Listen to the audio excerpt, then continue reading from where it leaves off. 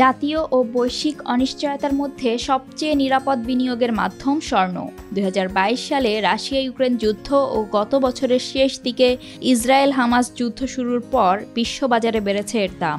সম্প্রতি প্রতি আউন্সের দাম উঠেছে $2,400। পরবর্তীতে দাম কিছুটা কমে আবারও ঊর্ধ্বমুখী প্রবণতায় ফিরেছে। এর কারণ হিসেবে দেখানো হয়েছে চীনের স্বর্ণ কেনার হিড়িক, যাতে বিনিয়োগ করতে পুঁজিবাজার থেকেও অর্থ তুলে নিচ্ছেন দেশটির তরুণরা।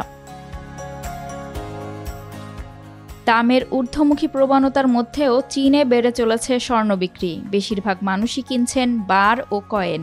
যাদের এই সামর্থ্য নেই তারা কিনছেন গহনা এবং স্বর্ণদানা। এশিয়ার বৃহত্তম অর্থনীতির দেশটিতে স্বর্ণের এত বেশি চাহিদার কারণ কি?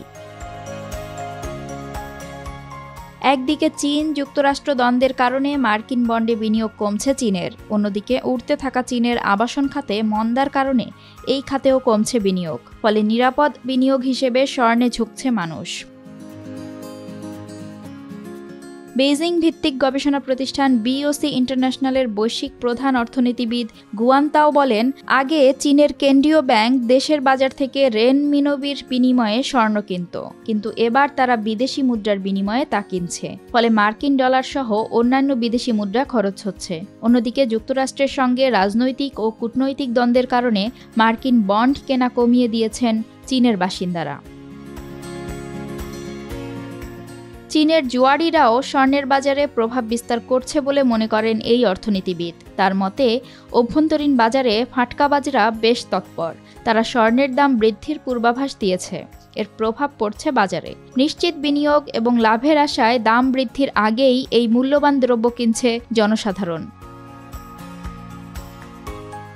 চীনে এখন অর্থনীতির প্রাথমিক সূত্রগুলো পুরোপুরি কার্যকর নয় বলে দাবি করেন গুয়ানতাও। তিনি বলেন, অন্তত স্বর্ণের বাজারে অর্থনীতির কোনো সূত্রই কাজ করছে না।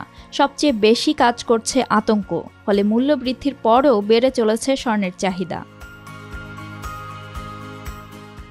ফেডারেল রিজার্ভের নীতি সুধারও চীনের বাজারকে প্রভাবিত করছে বলে মনে করেন অর্থনীতিবিদরা। তারা জানান, যুক্তরাষ্ট্রের উচ্চ সুদহারের কারণে চীন সহ অন্তত 150 দেশের মুদ্রামানে পতন দেখা যাচ্ছে।